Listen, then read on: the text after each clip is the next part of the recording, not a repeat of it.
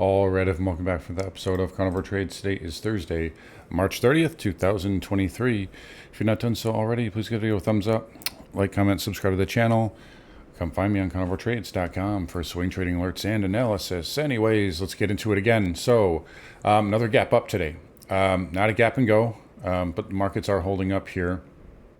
And I said this yesterday, I'd be a little suspicious of the market kind of gapping up ahead of GDP. And, sometimes, it's just a total nothing burger. So if we look at the ES, you can see this right here is the GDP reaction and the jobless claims number. And the market didn't really care about either of them. We pushed higher here. I believe GDP actually came in a little softer. But overall, it was pretty much a nothing burger. Again, if we look at the volume, very light here. Now, I'm going to say kind of the same thing I said yesterday again. This is getting a little, 2 days ago, we closed at 395.60. We had basically a 5-point gap, and then we rallied another, point or so intraday, and then we gapped up another 3 points today, and now we're a little bit off the highs here. So, what are we looking at? Like a 9-point move here on the spiders in 3 days. Now, we've seen that in this bear market in 1 day, and actually a couple hours. We've seen it on FOMC days, but they're doing a lot of the work overnight here. Come on, everybody knows it. The worst kept secret, right? 40.65, right? So the JPM wouldn't surprise me if they close us right on that. But maybe it is set up for the hammer tomorrow. I mean, you've got some fat gaps on this chart, and look at the declining volume here. I mean, this is really light. So right now I don't see anything technically wrong with the market. You do have the cues here, are holding up. They're trying to break out of this area here. Let's take a look. So 315.25. We're currently trading just a little bit above that. So that is, it's trying to break out. This isn't the best looking candle though. So there it is exactly. But this isn't the best looking candle. Like when you have a breakout candle, you want to see this. You want to see a big wide range, and to have it kind of end on a doji with very light volume, it's just not really the best look. Additionally, take a look at the Russell 2000. Russell 2000 is red on the day after hitting that 20-period moving average. Sorry about the phone there. So it's red after hitting that 20 moving average there and coming back in off of that. A nice, I call this a tag and tank setup. We sell off sharply. Usually that first hit of the 20 from an extension is going to give you a pullback there, and that did today. So Russell is red. That's a little bit of a red flag. Also, KRE red. And engulfing reversal to yesterday too, and it's actually made a new low for the week now. So KRE down, XLF down as well.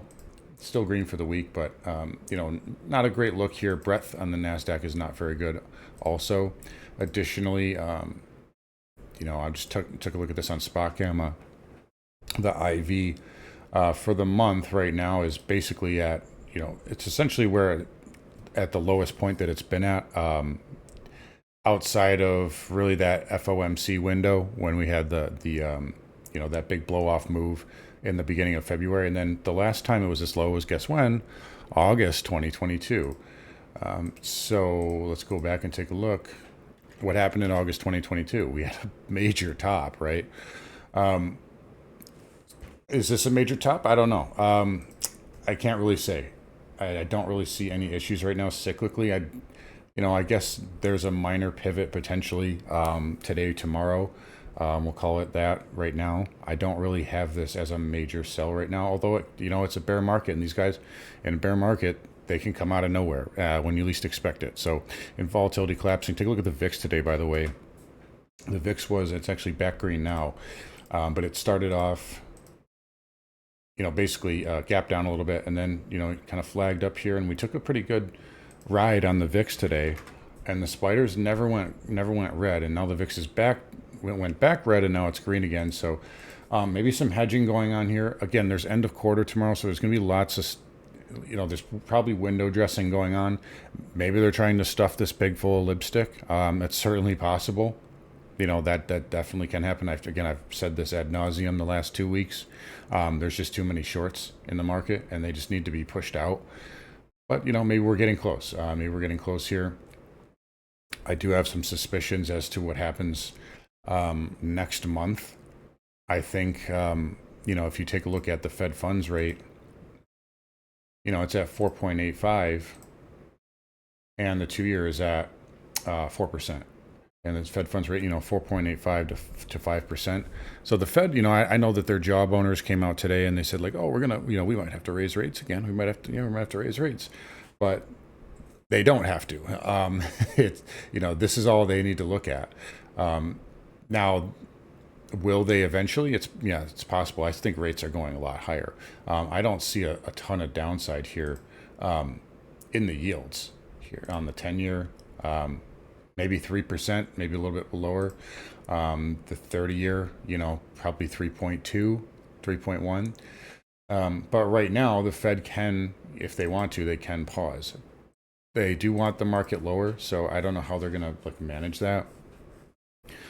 But if they just pause, that will probably get the market lower. So what I mean by that is, obviously, historically, that's when the low is in, or that's when the high is in, really, in the bear market rally. And that's the biggest leg down when the Fed pauses. So I think we could be setting up for that. I don't know if I don't think we're quite near that. And the next FOMC is until May. So again, we'll take a look one day at a time. But markets are holding up now. Watch for a minor pivot today, I guess. It's certainly possible. It looks like we're trying to leave a hanging man on very light volume. So it could happen here, but we're above the moving averages and we'll respect it here. Again, we are above this pivot now on the daily. And, we still have some resistance up in this area. So we'll watch the spiders. But for right now, the markets are holding up. And again, tomorrow, especially tomorrow afternoon, if you're day trading, I would just avoid day trading tomorrow afternoon, especially on individual names, because there's going to be window dressing, rebalancing, stuff like that. So a lot of end of quarter stuff going on. But bottom line here, been a tough market this quarter. I think next quarter is going to be a lot clearer. But spiders are pretty exhausted, if you ask me. And these gaps here are just not healthy. Triple Qs here, again, trying to hold that area, 315.25, so it's hanging in there okay. The Russell is still weak. That's not a good sector. You want to see small caps leading. And, looking on the weekly, this is not a pattern of strength. Yeah, let's look on the monthly, actually. This is, what kind of pattern is this, right?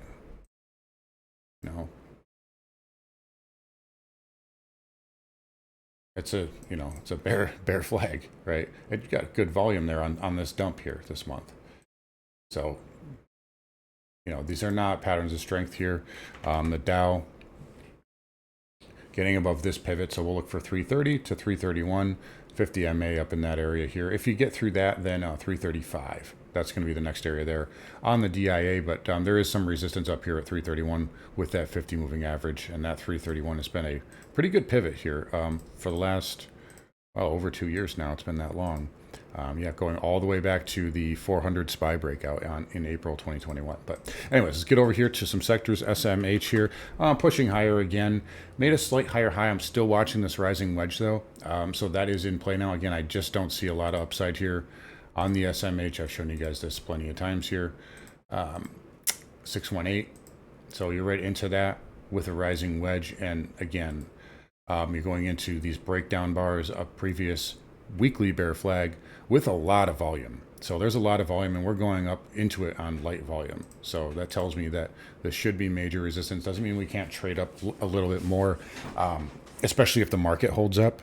But right, if the market's up, then you give everything an upside bias, right? But right now, I don't see a ton more upside here for the SMH. For cloud, hanging in there. So this has still been a good sector, strong sector. I do think it wants to get up into that 300, maybe even pierce that double top area. Again, there's that big gap right there at 303.07. So maybe you can get up into that area. But again, if we have a minor pivot date tomorrow or today, like I said, with the spiders looking exhausted, maybe it doesn't get there. By the way, the volume is just peanuts on this too. So anyways, let's get over to DJT. DJT is still weak. Again, hitting that 20 MA, and that's, a kind of a minor rejection. It's not red, but it is, going to close lower than where it opened. So take a look at the intraday. We gapped above that that white trend line, and now we're back below it. I'm going to watch this going into the close here. So I'll double check on this at the end. But if we look on the weekly, that white trend line that we're looking at is that previous green bar. A close above that. Well, I guess you got to say a weekly close above that would signal much more strength here in the near term. But if it can't get back above that, that is a definite big sign of weakness. So really not so much today, I guess, but tomorrow we got to watch that close on the transports. That'll tell us a lot more. It's still a lot of resistance up here. Either way you look at it, and again, not these gaps. They're just not healthy. I don't like those. I'd rather you see this make a move intraday and not on the overnight. So anyways, we already talked about bonds a little bit, but there's the ZT. That is lower by 7 basis points there. Nothing crazy going on. The 10-year is actually green, and the 30-year is green as well. So those are holding up. Again, I just don't see a lot of upside in bonds at the moment.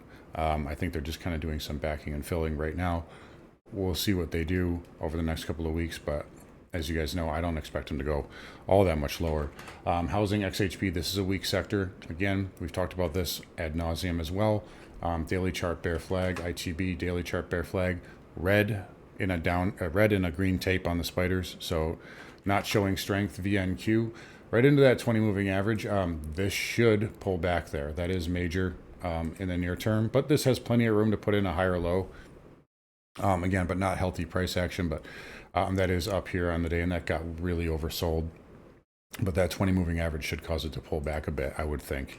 XLF, again, never quite got to the 20, so still a weak sector, never got to 32.25. And you can see we had a nice gap up, and we just couldn't hold the gains. So, it's financials still in trouble here. Let's look at the KRE, if I can type it in right. So KRE, again, engulfing reversal there on the daily.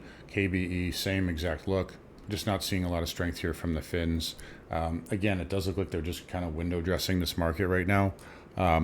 We'll have to see what everything looks like on the weekly close and really into next week after end of quarter is over with. All right, over to energy now.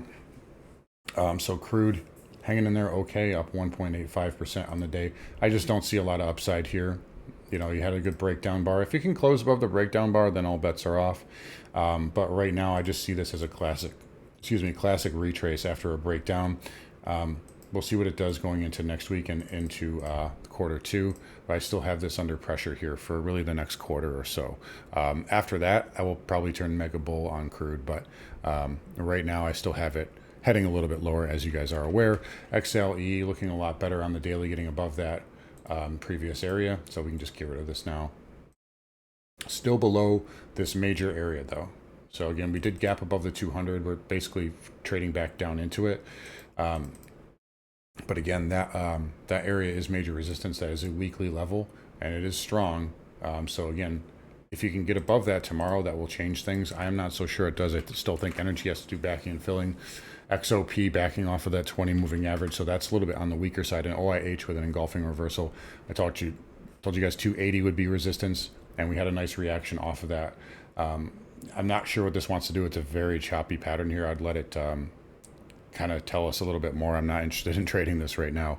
But yeah, nice reversal off that 280 level. Over to nat gas trading a little bit lower here. Nothing's really changed. Maybe you can get down there and fill that gap.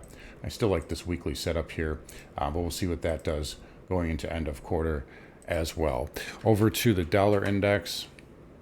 DXY finally pulling back in, and again, that's giving the markets a little bit of lift. Still hasn't taken out that low from last week. Look at all these little dojis here on the DXY.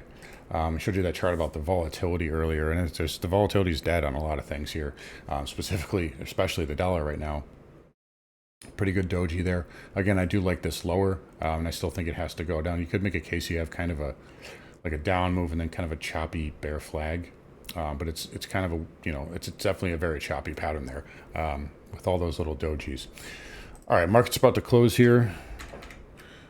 So let's look at gold here, and there's the bell. Gold holding up okay. I don't have any issues with it right now. Again, I don't care what it does right now. You have an inside bar on the daily, that's okay. The only thing I care about is tomorrow's close.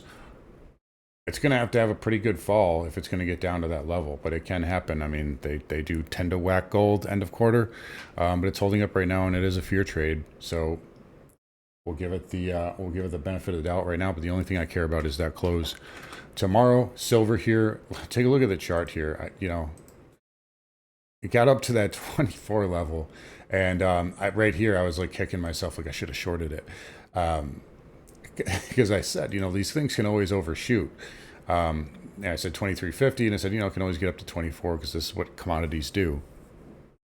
And it just recovered, and that's why these commodities are tricky, and that's why I said, like, look, this is probably where it wants to go. I didn't say it was necessarily like a stone cold shorting level, because when these commodities get overbought, sometimes they just get more overbought. But that is a good level of resistance. We'll see. Maybe it comes back in tomorrow. Again, they might give it the hammer. It's good level, and you're overbought going into it. So we'll see what this does tomorrow. It's just interesting. That dip got bought pretty quickly, though. But that was it looked like this was going to go negative this morning. This looked like it had This looked like it had a chance to have a big fat tail and like a big red candle, like, mega reversal here. But it recovered. We'll see what it does. I still think this is just a wall here. So we'll see what it does here. I'm definitely favoring risk to the downside at this point. But nice recovery there. Intraday for spot silver. Platinum, nice job. So it's firming up here. If this can firm up a little bit more, again, 1040 is in play. This is not a bad pattern here. When you're back above the 50 now. So if you can get, closer to that 100 and maybe consolidate more, this can go higher. I might even do it tomorrow. We'll see. Yeah, platinum holding up okay. Copper's holding up a little bit better. That might want to go test 420. I still think this has to go down to 375, though. Nothing has changed on that front. And over to Bitcoin here. Bitcoin holding up again, so 28,000. Basically right on the dot right now. You did try to make a run. Actually made a little slight higher high. I did try to make a run. But it came back in a little bit. I still think, and then again, that 20 moving average is acting as kind of fuel. So that's what you want to see when you consolidate. You want to see that 20 MA start to catch up to price. That's what it's doing. The problem I have is it's just too much up here. So I just think upside is kind of limited right now. But again, it's holding up, and we'll respect it here. Okay, so lastly, over to the spiders. Let's see. We had to close at 403.72. So we do have a little bit of a hanging man candle here on the daily, and that's after a pretty good up move, and you're going into resistance. I would say generally this favors downside, but as long as the market has light volume, you kind of want to give it a little bit of a neutral to upside bias here. Again, I have to have a minor pivot kind of set for tomorrow. We'll see what it does. It's end of quarter too. But as long as the volume remains light, it's going to be hard for this market to sell here. The transports, by the way, did not close above 14,139, although they could do it tomorrow. So again, that's something to watch there. But again, bottom line, we are getting into some pretty good levels here on the spiders. But again, we need that volume for bears to come back. I don't know if they're completely out of the market just yet. Anyways, guys, can wrap up here. You guys take care. Come find me on carnivoretrades.com. Talk to you all tomorrow.